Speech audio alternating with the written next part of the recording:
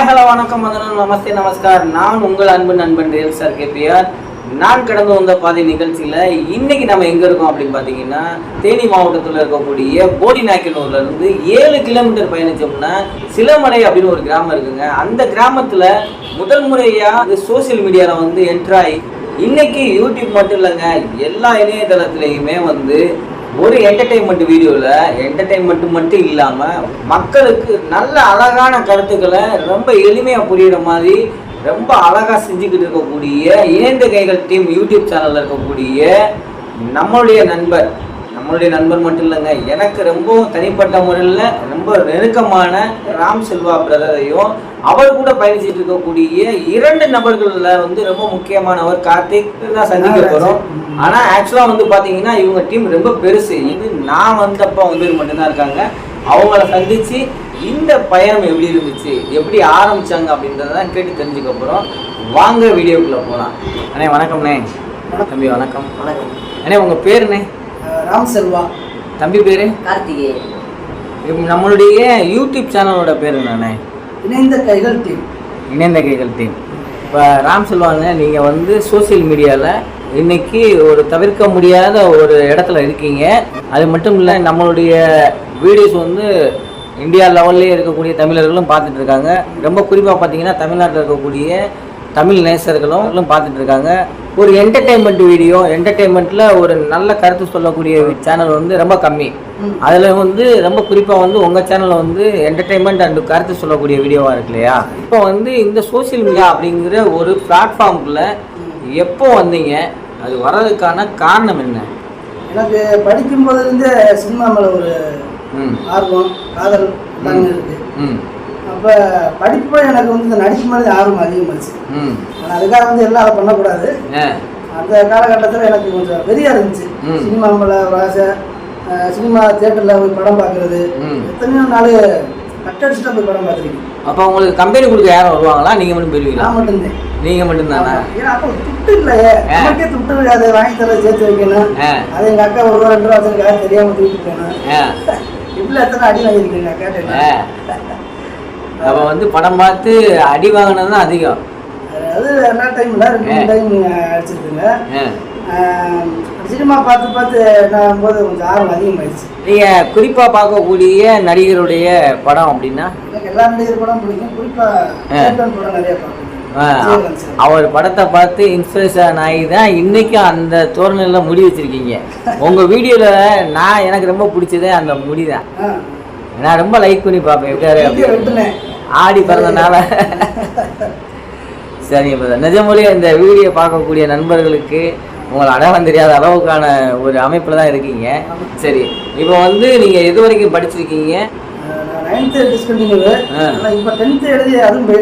இப்போ வந்து சினிமாவை வந்து ரொம்ப காதலிக்க ஆரம்பிச்சிட்டீங்க, சினிமா லவ்வர் நீங்கள். இல்லை, சினிமாவில் வந்து பயணிக்கிறதுக்காண்டி ஏதாவது ஒரு அடுத்த கட்ட முயற்சி பண்ணியிருக்கீங்களா? படிக்கும்போது எனக்கு அது ஆர்வம் நிறையா இருக்கு. அதனால நடிப்பாங்க நடிப்பு தான் பெருசாக தெரிஞ்சிச்சு. அதனால படிப்பை விட்டு நான் நடிப்புக்கு போயிட்டேன். 2000 ஆண்டு சென்னைக்கெல்லாம் போய் அங்கே சில நண்பர்களை பிடிச்சி வீட்டுக்கு தெரியாம தான் போயிருக்கேன். அது மாதிரி ஏதாவது ஒரு சான்ஸு ஷூட்டிங் பார்க்கறதுக்கே ரொம்ப ஆசையாக இருக்கும். அப்போ கிராமத்துலேருந்து போயிருக்கேன். எப்போ நடிகர்களை பார்க்குறது, ஷூட்டிங் பார்க்குற ஒரு ஆர்வம் இருக்குங்களா, அது எனக்கு இருந்துச்சு. அதுக்கப்புறம் ஒரு நண்பரை பிடிச்சி அங்கே போய் அது கடைசியில் நம்மளோட ஒரு நடிப்பு சான்ஸ் எல்லாம் கேட்டு, அது எப்படி சொல்றதுன்னா, நடிச்செல்லாம் காமிப்பாங்க. நடிச்செல்லாம் காமிச்சேன், நான் நல்லா நடிக்கிறப்பா, கூப்பிட்றப்ப நம்பர்லாம் வாங்கிடுவாங்க. அப்போ உங்கள்கிட்ட செல் நம்பர் இருந்துச்சா? அப்போ ரிலையன்ஸ் இருந்துச்சுல, ரிலையன்ஸ் வந்த புதுசு 501. ஆமா, அந்த செல்லாம் இருந்துச்சு. அப்போ நம்பர்லாம் கொடுத்து எப்படி சொல்றதுன்னா, தூக்கம் வராது, கூப்பிட்டுருவாங்க. எப்படியா கூப்பிட்டுருவாங்கப்பா, நம்ம போயிருவோம்ப்பான்னு. எத்தனை நாள் இந்த கம்பெனி போனலாம் வருதுல, அவங்க கூப்பிட்டுருப்பாங்களா, எடுத்துற எத்தனை நாள் பார்த்துருக்கேன். அதுக்கு பிறகு கால் வராது அங்க இருந்து. சினிமா மேல நீங்க கொண்ட காதல்னால போன் அடிக்கிறது பூரா சினிமா கம்பெனியாவே தோணி இருக்கும். நம்ம நம்பர் கொடுத்துட்டு வந்திருக்கோம்ல. ஆமா, இன்னைக்கு கொஞ்சம் மெச்சூரிட்டி ஆயிட்டோம்ல, அதனால வந்து இன்னைக்கு வந்து தெரியும். இன்னைக்கு நம்பர் கொடுத்தாலும் கூப்பிட மாட்டாங்க, நம்பருக்கு வாங்காட்டி கூப்பிட மாட்டாங்க. இன்னைக்கு தெரிஞ்சுக்கிட்டேன். அண்ணில இருந்தாங்க, சரி இவ்வளோ போனாலும் கெட்டு போயிருங்க, ஒன்றும் வேலை கட்டியை பார்க்க மாட்டேன், சம்பாத்தியம் ஒன்றும் இருக்காது, அதனால வந்து அதெல்லாம் போகக்கூடாதுன்னு கொஞ்சம் கண்டிஷன் வீட்டில். சரி, அதனால வந்து இப்போ நான் ஒரு மளிகை கடையில் வேலை பார்த்தேன். அந்த மளிகை கடையில் எல்லா வசதியுமே கொடுத்துருவாங்க. சரி. இந்த சாப்பாட்டுக்கும் இதுக்கும் வாரத்தில் ஒரு நாள் தான், லீவு நாள் ஒரு நாள் கிடைக்கும். இந்த ஒரு நாளைக்கு வேஸ்ட் பண்ணாமல் நம்மளும் சினிமாவுக்கு போயிடுறது தேட்டருக்கு, இல்லைன்னா சினிமா ஷூட்டிங் பக்கம் போய் பார்க்க போயிடுறது. நீங்கள் இப்போ சென்னைக்கு போகும்போது உங்கள் வயசு என்ன? எனக்கு 16. 16 வயசுல நீங்கள் சென்னைக்கு போயிட்டீங்க. சரி, ஒரு 6 வருஷம் சென்னையில் இருந்தோம். 6 வருஷம் முயற்சி பண்ணியிருக்கீங்க. ஆமாம். அதுக்கப்புறம் ஒரு 2011 தாண்டவும் இவனை இப்படியே சினிமாக்குள்ளே விட்டோம்னா இப்படியே ஊர் சுற்றி கெட்டு போயிருக்கேன், அப்புறம் இவனை நம்பி எப்படி ஒரு கல்யாணம் காட்சி முடிச்சு வைக்கிறது அப்படின்னு ஒன்று நல்ல எண்ணத்துக்காக நம்மளை என்ன பண்ணுறாங்க, சரி இங்கேருந்து அவனை நாடு கழிச்சு சொந்த ஊருக்கே பற்றிருக்கோம். ஆமாம். போய் யாராவது அங்கேயாவது ஒன்று பார்ப்போம்னு பற்றிடுறாங்க. ஆக்சுவலாக பார்த்தீங்கன்னா இப்போ சென்னையிலேருந்து வந்துட்டீங்க. இங்கே நம்ம சொந்த ஊரான தேனி போடிநாயக்கனூர் உங்களுடைய சொந்த ஊரான சிலமலைக்கு ஊருக்கு போயிட்டீங்க. அப்போ என்ன வேலை பார்த்துக்கிறீங்க? முன்னாடி காரு வேணும் இப்படி ஓட்டிட்டு இருந்தீங்க. சரி. இங்கே வந்தால் நம்ம என்ன செய்வோம், அந்த குடும்பம் பழக்கம் சுடுகாடு வர நம்ம இங்கே ஏதாவது பண்ணி அங்கே இருக்கோம் திரும்பி பார்க்க வைப்போம்னா எல்லாமே இங்கிருந்து தானே போயிருக்காங்க. ஆமா. அதனால நம்ம இங்கிருந்து ஏதாவது பண்ணி ஒரு திறமை வளர்க்காம எங்க போய் சாதிக்க முடியும். இல்லை, இந்த ஊரோட ஸ்பெஷலே என்ன அப்படின்னா சினிமா நாடகம் சார்ந்த நபர்கள் அதிகமாக இருக்கக்கூடிய மாவட்டம் தேனியும் மதுரையும். கண்ணு கட்டின தூரத்தில் நீ என்ன வேணாலும் செய்ப்பா, நைட்டு வீட்டுக்கு படுத்துருப்பா, வேலை வெட்டியை பார்ப்பா அப்படின்னு ஒரு கட்டளைக்கு வந்துட்டாங்க. அதுக்கப்புறம் மேரேஜ் முடிச்சு வச்சாங்க சொந்தத்தில். காதல் திருமணமா இல்லை நிச்சயம்? Arrange marriage. வீட்டில் பார்த்து முடிச்சு வச்சிட்டாங்க. மேரேஜ் முடிஞ்ச பிறகு கொஞ்சம் ஃப்ரீடம் கொடுத்தாங்க. படத்துக்கு ஆடிஷன் பண்ணி பிரபுசரம் டைரக்ஷனில் நம்ம தேனி மாவட்டம் குரங்கனி கொட்டவடியில் எடுத்தாங்க. அப்போ நடிக்கிறதுக்கு சான்ஸ் கேட்டு போகிறேன். அவர் போனேன்னே பார்த்தேன்னே அவர் கண்ணை பார்த்தேன் முடிவெடுப்பேன். பிரபுசரம் சார் என்ன யூஸ் கான்ஃபிடன்ட் வச்சிருக்கேன் அப்படின்னு. அப்படியே நம்ம பார்த்தோன்னே தம்பி எப்படி கஷ்டம் இல்லை போகிறாங்க. எப்படின்னா இந்த குச்சியை கையில் கொடுத்து திராவிட ஒதுக்குறது, ஃபீல்டு கிளியர் பண்ணுறது. அப்போ எனக்கு தெரியல இது ஒரு பெரிய வேலைன்னு. அன்னைக்கு நான் நினைச்சேன், என்னடா இந்த ஆள் இதை போய் தந்துட்டு இருக்காப்புல, நடிக்க வந்தா குச்சி எடுத்துக்கிறது அல்ல கை வேலை பார்க்க விட்டாப்புல. ஆனால் அதை நான் புரிஞ்சுக்கிறதுக்கு 2 வருஷம் கழிச்சு தான் சரி நமக்கு சரியான வேலையா கொடுத்துருக்காரு. நம்ம மைண்ட் அப்படிதான் இருக்கு. ஆமா ஆமா ஆமா. அதுக்கப்புறம் அதுலயும் சில சின்ன நடக்க விடுவாரு, டயலாக் தரல, தம்பி நடந்து வாடா, இந்த ஊருக்காரா நீ, இந்த முகம் அவனுக்கு அப்படி இருக்குடா. அந்த படத்துல உங்களை காட்டினாங்களா ஏதாவது ஒரு சீன்லயாவது? அதாவது க்ளோஸ் அப் காட்டணும், கொஞ்சம் ஒயிடாத்தையும் காட்டியிருந்தாங்க. நீங்க சொல்லுவீங்க இவர் தானே நான் அந்த போறேன் பாரு இந்த போறேன் நண்பர்கள்லாம் சும்மாரியா நிறைய இருக்கு. அதெல்லாம் எப்படி சொல்றதுன்னா அன்னைக்கு ஆர்வம் சொல்லிட்டான், இன்னைக்கு யோசிக்கும் போது எதுக்குடா சொன்னான் அப்படின்னா சாதிச்சுட்டான் அப்படிங்கிற மாதிரி. சினிமாவில் ஒரு டயலாக் கொடுத்து ஒரு கேரக்டர் நடிச்சாத்தே ஆட்டி நடிச்சிருக்கேன். நடிச்சா கூட சொல்லக்கூடாது, நான் 2-3 மடத்துல நடிச்சிருக்கேன் டயலாக் பேசி. ஏன் சீனை தூக்கிட்டாங்க இல்ல இருக்கு. ஆமா, திரையில பார்த்து தெரிஞ்சு நம்ம பார்த்துட்டு நம்ம சொல்லாம சத்தமா வந்துடணும், இல்லைன்னா நம்ம பார்த்ததுக்கு அப்புறம் சொல்லலாம். அப்படின்னு நிறைய நடந்திருக்கு. சரி. அதுக்கு பிறகு எத்தனை ஆடிஷன், 1 இல்ல 2 இல்ல, நானும் ஒரு 100-200 பேருப்பேன் ஆடிஷன் மட்டும். டைலாக் பேசி காமிப்பாங்க, சொந்தமா பேசியெல்லாம் காமிப்பான், எல்லாம் தப்பா பண்றேன். கடைசியில மனசுக்குள்ள வச்சுக்கிறவங்க போல வாய்ப்பு இல்லை அப்படின்னு நம்பரை கொடுத்துட்டு நம்பர் வாங்கிட்டு நீ போயிட்டு பண்றாங்க. நல்லா அடிக்கிறியப்பா நீ, என்ன இங்க இருக்க வேண்டிய ஆளே இல்லை சொல்லிடுவாங்க. திருமணம் ஒரு ஆடிஷன் வச்சாங்கல்ல தேனி மாவட்டத்துல, அதுல போய் டைலாக் எல்லாம் பேசி நடிச்சு காமிச்சான். என்ன பண்றேன்னு கேட்டாரு சாரு, இந்த மாதிரி ஷார்ட் ஃபிலிம்லாம் கொஞ்சம் எடுத்துருக்கேன் சார், இந்த வீடியோக்கெல்லாம் அவேர்னஸ்க்காக போட்டிருக்கேன். அப்படியா, அது என்ன பார்வைன்னு தெரியாது. என்ன அந்த இதில் சுத்தமாக இல்லை. இப்போ சினிமாவில் பயணிக்கணும்னா நான் இந்த டிக்டாக் பண்ணுறேன், மோஜோ பண்ணுறேன், ஷார்ட் ஃபிலிம் பண்ணியிருக்கேன் அப்படின்னாலுமே இயக்குநர்கள் அவங்கள கொஞ்சம் தள்ளி வைக்கக்கூடிய சூழ்நிலை வந்துருச்சு. ஏன்னா அவங்க எடுத்துக்கிட்டு இருக்கும்போது இது மாதிரி என்ன எடுத்துக்கிட்டு இதுதான் தேவையான ஷார்ட், இதுதான் தேவையில்லாத ஷார்ட் தெரியுமா அப்படின்னு நம்ம அறிவு ஜீவராசிகள் ஒரு ஷார்ட் ஃபிலிம்ல எடுத்திருப்பான், இல்லைன்னா நடிச்சிருப்பான். அவன் 4 பேர்த்த கெடுத்து விட்டுருவான், எடுக்க தெரியாம எடுத்துருக்காரு, அதனால எடிட்டிங்ல போயிருந்தா அப்படின்னு இவன் அறிவு ஜீவராசி அவ்வளவு பெரிய இயக்குனரவே சொல்லுவாங்க. ஆமா, அதனாலயே உங்களை தள்ளி வைக்கிறதானா நல்லது, அவங்க ஊரை விட்டு தள்ளி வைக்கிறான்னு தள்ளி வச்சிருவாங்க. ஆனா நம்ம அதுக்காக விட முடியாதுல்ல. இல்ல நம்மளை பத்தி நம்ம அடையாளத்தை சொல்லும் போது ஐயே அந்த டீம் அங்கடி இறக்கு அப்படின்றாங்க. இல்ல அதுதான் உண்மை. ஒரு கதவை பூட்டினா போனா அடுத்து நான் இன்னொரு கதவை திறந்துக்கிறேன் அப்படிங்கிற ஒரு மென்டாலிட்டியில இருக்கவங்க தான் இன்னைக்கு சோசியல் மீடியால சக்சஸ்ஃபுல்லான இருக்காங்க. ஆமா ஆமா, அந்த பழமொழிக்கு ஏத்தாப்புல ஆள் மனசுல அந்த ஆக்டிங் உள்ள இருந்து எப்படா வெளியே வரும் யோசிச்சுட்டே இருக்கு. இப்போ நம்ம நினைத்தாலும் அது புரியுது. ம் அதனாலதான் என்ன வந்துட்டு நானு இப்போ நம்மள அங்க மதிக்கல.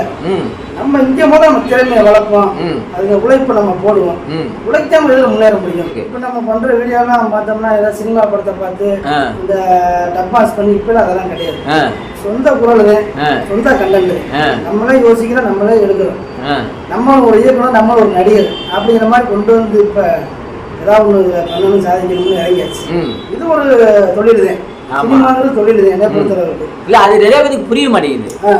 ஆக்சுவலா வந்து விஜய் ஒரு படத்துல சொல்லியிருப்பாரு, நாங்களும் கூத்தாடி தான், நாகரிக கூத்தாடி, அது ஒரு தொழில். கமலஹாசன் அடிக்கடி சொல்லக்கூடிய வார்த்தை என்டர்டெயின்மெண்ட் பண்றது பெரிய விஷயம். ஆமா, கமலஹாசன் அடிக்கடி சொல்றதே வந்து நான் சம்பளம் வாங்கிட்டு நடிக்கிறது என் வேலை அப்படின்னு. அதை தான் வந்து இங்க எப்போ புரிஞ்சீங்க இதை வந்து இது ஒரு தொழில்னு? இது தொழிலுங்கிறது எப்போ புரிஞ்சா அப்படின்னா கல்யாணத்துக்கு பிறகு. இப்போ நீங்க திருமணம் ஆனதுக்கு அப்புறம் இப்போ சோசியல் மீடியாவுக்குள்ளே வர்றீங்க, முதல்ல டிக்டாக் பண்ணுறீங்க, அடுத்து மோஜோ பண்ணுறீங்க இல்லையா? அப்போ உங்கள் வீட்டில் உங்களுடைய பெற்றோர்கள் சைடும் சரி, உங்கள் மனைவி சைட்லையும் சப்போர்ட் இருந்துச்சா, எதிர்ப்பு இருந்துச்சா? அது முழு சப்போர்ட். இப்போ பணம் வந்து ஷேர் செட்டில் வருது அப்படிங்கிறது உங்களுக்கு யாராவது சொன்னாங்களா? நீங்கள் எதார்த்தமாக வீடியோ போடுறதுல பணம் வந்துச்சா? என்ன செய்வேன்னா ஃபேஸ்புக்கில் ஆரம்பத்தில் இந்த வீடியோ நான் போட்டுக்கிட்டே இருந்தேன், சொந்தமாக வாய்ஸ் பேசி ஏதாவது பசங்களை பேசி போட்டுக்கிட்டே இருந்தேன். அதாவது டிக்டாக்கு ஷேர் செட் வர்றதுக்கு முன்னாடியே அந்த வேலை செஞ்சுருக்கீங்க? ஆமாம், 2 வராதுக்கு முன்னாடியே ஃபேஸ்புக்கில். அப்போ நானாக ஒரு கிரியேட் பண்ணி ஒரு கண்டென்ட்டை உருவாக்கி சரி நம்ம இதை பண்ணுவோம், சும்மா இருக்கணும்னா கூப்பிட்டு சும்மா நடந்து கூடான்னு சொல்லி எடுத்துக்கேன் பாரதிராஜா மாதிரி. அப்போ ஃபேஸ்புக்கில் போடும்போது அந்த வீடியோ யாராவது அந்த ஷேர் சேட் ஒன்று ஓப்பன் பண்ணுவாங்க, இந்த இதுலேருந்து யாராவது ஷேர் பண்ணவும் பணம் வந்து வருதுன்ட்டாங்க. அந்த கம்பெனிலேருந்து எனக்கு ஃபோன் பண்ணுறாங்க, தேனி மாவட்டத்தில் முதல் நீங்கள் தான் இதுக்குள்ளே வந்திருக்கீங்க அவங்க சொன்னது ஷேர் சேட் மேடம்.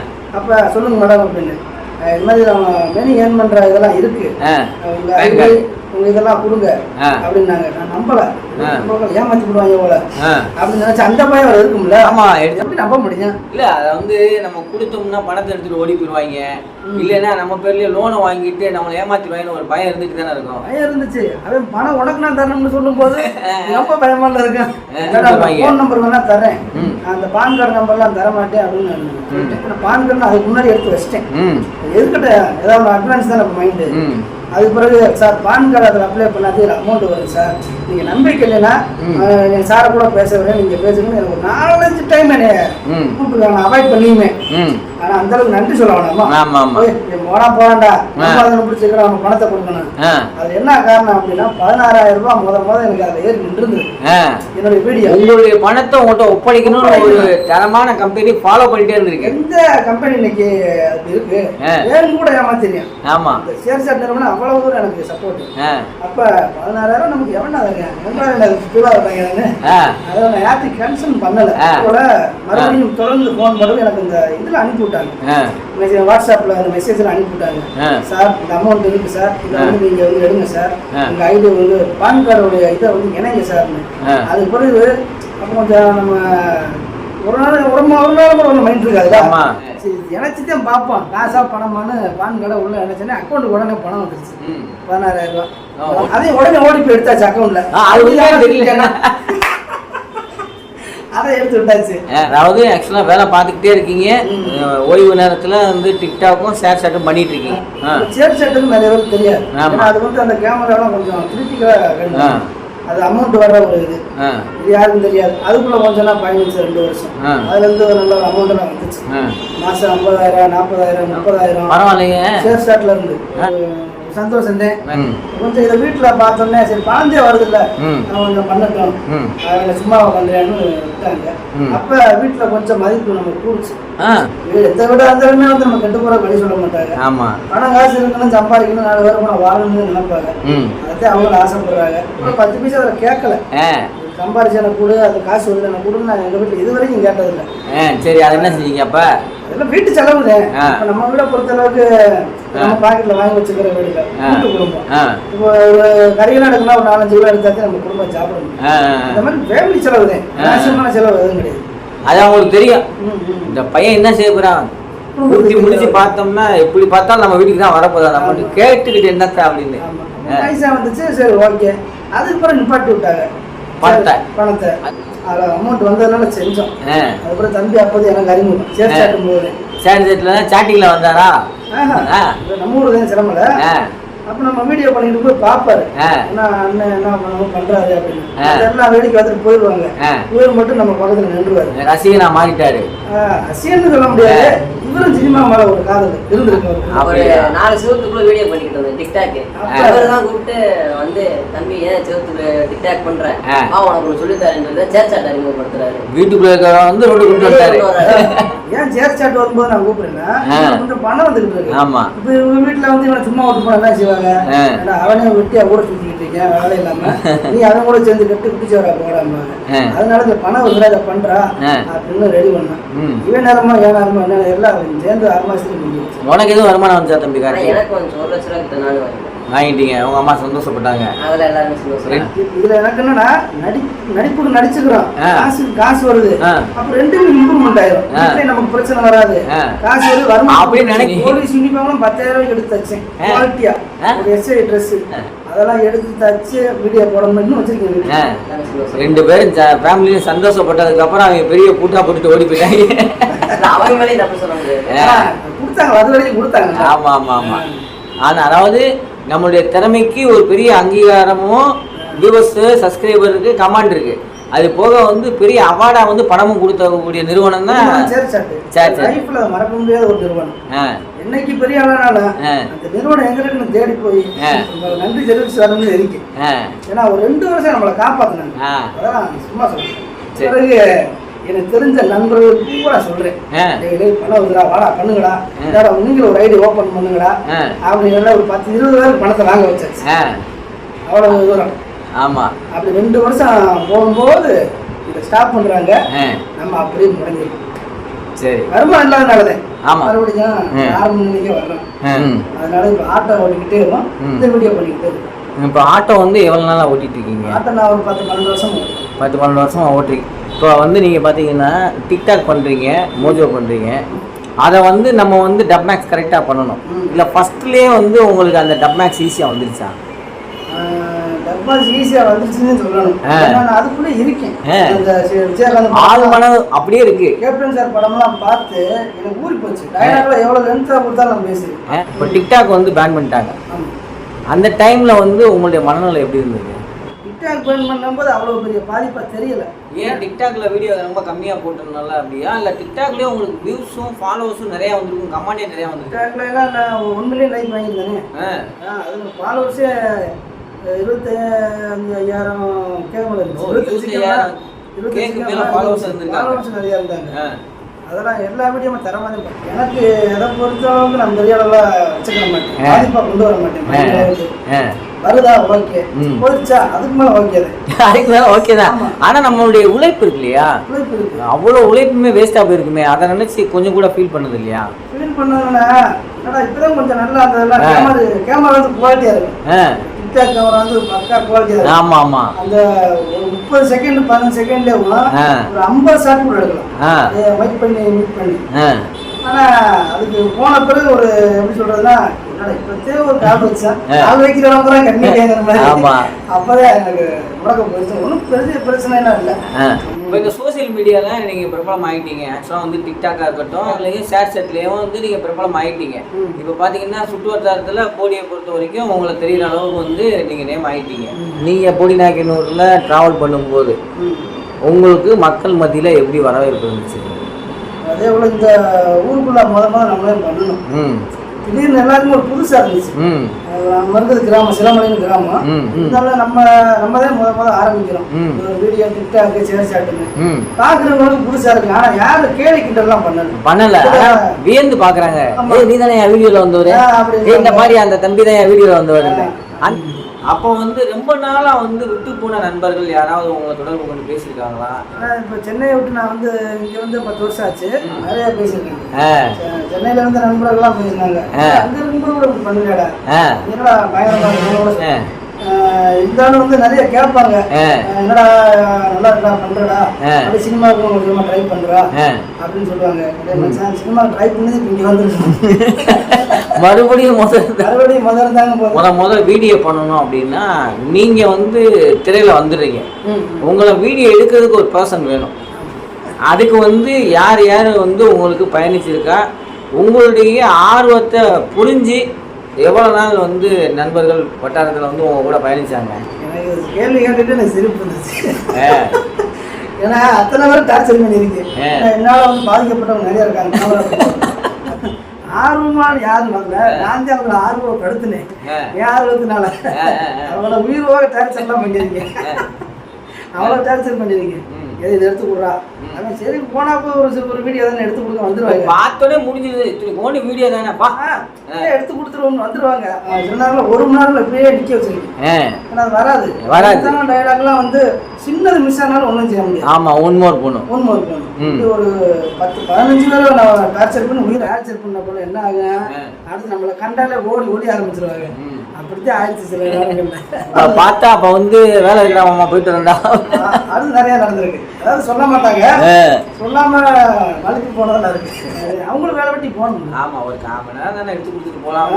1 மணி நேரம் என்ன 1.5 மணி நேரம் நிற்க விட்டாங்க. எப்படி தாங்க நம்ம ஆர்வத்தில் நடிச்சோம்னா நேரம் போகிறது தெரியாது, தண்ணி தவம் எடுக்காது, எதுவுமே தெரியாது. ஆனால் கடமையாக நின்று திருப்பி ஒரு கால் வலிக்கும், கை வலிக்கும், ஆடும். ஆமா, கோபுரத்துக்கு என்ன வலிக்கும், பாக்கோட தான் கழுத்து வலிக்கும். ஆமா இல்லை, நானுமே முதல் என் ஃப்ரெண்ட்ஸை வந்து வீடியோ எடுக்கவா நடிக்கவான்னு கூப்பிடுவேன். இதை பார்த்தாலே ஒரு காலகட்டத்தில் ஓட ஆரம்பிச்சிட்டாங்க. எக்ஸாம்பிளுக்கு ஒருத்தன் டீ குடிச்சுக்கணும், அரை கிளாஸை வச்சுட்டே போயிட்டான். ஐயோ வந்துட்டான்டா அப்படின்னு. இப்போ நான் முடிவு பண்ணிட்டேன், என் வீடியோவை நானே எடுத்துக்கிறேன், என் முகத்தை காட்டணும்னு ஒன்றும் தேவையில்லை அப்படின்னு நிறையா வீடியோஸ் எடுக்க ஆரம்பிச்சிட்டேன். இப்போ அவங்க ஜோவியெல்லாம் எப்பயும் போல நம்ம வந்தா, ஏன்னா மதுரையை பொறுத்த வரைக்கும் ஒரு சில இடங்கள்ல தான் நான் இருப்பேன்.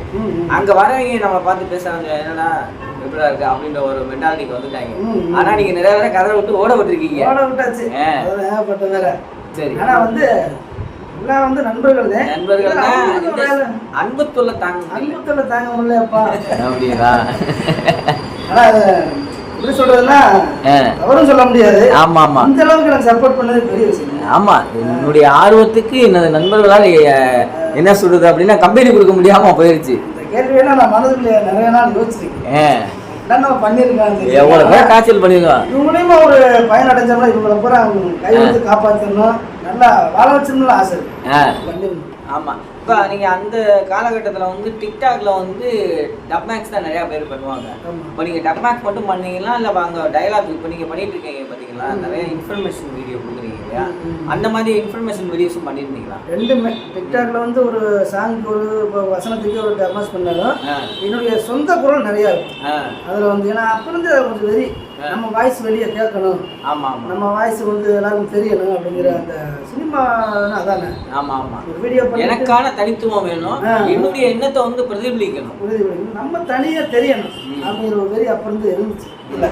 இப்ப நல்ல ஒரு பாட்டு இருக்கு, ஆடிட்டு இருப்போம், டான்ஸ் எல்லாம் போட்டுருப்போம். அதை பார்த்து உள்ள போட்டேனே நம்ம மேல இது இல்லை, நம்ம ஏதாவது ஒரு கருத்துல சொல்லணும், ஏதாவது ஒரு மெசேஜ் ஒன்று சொல்லணும், இப்படித்தான் மைண்ட் வந்துடும். இது காமெடியும் நிறைய எப்படி எடுத்திருக்கோம். எடுக்கும்போதே இவங்க கூட கேட்பேன், நீ கரெக்டா கொண்டு போற, கடைசியில் அதுலயும் ஒரு மெசேஜ் சொல்லி நேத்து கூட ஒரு வீடியோ எடுத்தோம். வீடியோ எடுத்து முடிச்சோடனே வீடியோ முடிஞ்சிருச்சு. இது நம்ம பண்ற வேலை இல்லையே அப்படின்னு காலையிலே சொல்லிட்டு முடிச்சிட்டாரு. முடிச்சுட்டு பொழுசாய வேற ஒரு இடத்துல வச்சு ஃபுல்லா டைட் ஏத்தி மெசேஜ் சொல்லணும் அவன் மெசேஜ் சொல்லிட்டு இருக்காரு. ஆமா, இல்ல ஆக்சுவலா வந்து ஒரு ஜாலியா ஒரு மெசேஜ் சொன்னா மட்டும்தான் மக்கள் ஈஸியா எடுத்துக்கிடுவாங்க. கண்டிப்பா அந்த மாதிரி ஒரு என்டர்டெயின்மெண்ட்டாக ஒரு விஷயத்தை சொல்லக்கூடிய சேனல் ரொம்ப கம்மியாக தான் இருக்குது. அதில் ரொம்ப முக்கியமான சேனல்களில் ஒன்று வந்து நம்மளுடைய சேனல். இப்போ நீங்கள் வந்து நிறையா பேரை வந்து கேமரா பண்ண சொல்லி டார்ச்சர் பண்ணியிருக்கீங்க, உதவியும் கேட்டிருக்கீங்க. இன்னைக்கு மறக்க முடியாத ஒரு தருணம், ஒரு கேமராமேனை என்னால் மறக்க முடியாது அப்படின்னா யாரும் சொல்லுவீங்க? கேள்வி கேட்டுட்டு எனக்கு சிரிப்பு வந்துச்சு. இது கூட பெரிய விஷயமா இருக்காரு, ஏதாவது ஒன்று பண்ணிடுவாரு. அதாவது நல்லா நாங்கள் இருக்கு தேனியில தானே, தேனியில பைபாஸ் கிராஸ் பண்ணி வரணும், நல்ல டிராபிக்கான ரோடு, அதை கிராஸ் பண்ணி வரணும். தம்பி நீ கேமரா வந்த பக்கம் போய் வை, நான் ஒன்று பண்ணுவேன் அப்படின்னு வீடியோ எடுத்துக்கிட்டாரு. கொஞ்சம் பழக்கமா இருந்ததுதான், என்னடா பண்ண போறாருன்னு நானும் போய் செல்லு தூக்கி வச்சு நின்ட்டேன். நிக்கவும் வில்லன் படத்துல அஜித் நடந்துருவாப்புல கையை இப்படி வச்சுக்கிட்டேன். அந்த மாதிரி அந்த டிராபிக்ல கிராஸ் பண்ணி வர்றாரு. நீங்களா தான் சிரிப்பீங்கல்ல? ஆமாப்பா, அது ரைட்டுப்பா. அந்த டிராபிக்ல எப்படி ரிஸ்க் வந்தாரு, அவர் ஆட்டோ யூனிஃபார்ம் போட்டிருக்காரு, அதை நடந்து வர்றாரு, ஒரிஜினலாவே நடந்து வர்றாரு, எல்லா வண்டி நிக்கிது. ஓ, இவரை பார்த்து நிக்கிது, ரோட் கிராஸ் பண்ணட்டும்னு ரோட கிராஸ் பண்ணி நிக்கிது. உண்மையிலே கேள்வி கேட்டு நினைச்சிட்டாங்க வச்சிருக்கேன். அது பிறகு இப்ப கேமரா கொடுக்குறோம் கொடுக்குறோம் தம்பி எறானா என்ன செய்யணும் சிரிச்சிட்டியா எடுக்கணுங்களா சிரிச்சு ஆட்டி ஆட்டி இது ஒரு தடவை சிரிச்சியா எத்தனை தடவை சிரிச்சியா கடைசி அவன் அந்த வீடியோவே நசமா போச்சு நல்லாதான் இருக்கு அப்படி இப்படி சிரிச்சா குழுங்குங்களா ஊரை ஆடி ஆடி வச்சிருக்கேன் அதுக்கு போட்டு சத்தம் போட்டு அது போட்டு நினைப்பேன் நம்ம சத்தம் போட்டு என்ன செய்ய நம்ம செய்யறது அவனுக்கு என்ன தெரியும் ஹியூமர் அதிகமா இருக்கிறவங்க கூட வச்சுக்காங்க கேட்குறியா சத்தம் போட்டோம்னா இன்னும் ஒரு சினிமா ஆடுவான் உள்ள அப்போ ஒரு ஆக்டிங் என்னன்னு தெரியும் அப்ப அந்த இடத்துல சிரிச்சா அப்புறம் அது வைக்கிறது தெரியாதால வைக்க முடியாது தெரிஞ்சவங்க தான் வைக்க முடியும் இல்ல கார்த்தி வந்து ஹியூமர் உள்ளவே எங்க அண்ணன் நடிப்பை பார்த்து நான் தான் மிரடுறேன் ஊரே மிரடுறேன் ரைட்டு அதுக்காக அவன் மிரளலாம் கேட்டா நான் என்ன நடந்து வரேன் சிரிக்கிறேடா நீ இல்ல வேற கூட நல்லா நடந்தது சொல்லிட்டு வந்திருக்கோம் சொன்னா நீ வந்து கான்செப்ட மாற்றுவீங்க இப்படி வராதீங்கன்னு நீங்க வந்து அந்த ரூட்ல வராதீங்க நீங்க சும்மா இப்படி வாங்கணும் அது வந்து அவங்க நினைக்கிற கான்செப்ட் மாறும் ஸ்பாட்ல போய் இதை எடுன்னு சொல்றதுதான் வந்து கரெக்டான ஒரு விஷயம் என்னையோட அவர் ரொம்ப அனுபவப்பட்டிருக்காரு ஆமா இந்த அவர் அடுத்த அவர காலத்துல இருக்கும் ஒரு பேதிலே இதை நம்ம லைவ்ல ஒண்ணு பண்ணுவோம்டா அப்புறம் முடிச்சதோட சொன்னியா நீ வண்டிங்க அவனை இடிச்சிருந்தா என்ன செய்வ இடிச்சதுக்காக உதிரே உன போயிட்டு போறேன் ஜாலியா பேசிட்டு அப்படியே வந்தேன் அப்ப நிறைய கேமராமேன்களை வந்து படம் பார்த்துருக்கீங்க நிறைய கேமராமேனை படம் பார்க்கல நிறைய பேரை கேமராமேன் ஆக்கி படம் பார்த்தேன் அதுல இந்த இதெல்லாம் கூடுதல் ஆனா அவர் ஷார்ட் ஃபிலிமுக்கு மட்டும் கேமரா பண்றது போட மாட்டேன் இது வரைக்கும் சடைச்சதும் இல்லை அந்த அளவுக்கு பெரிய சப்போர்ட்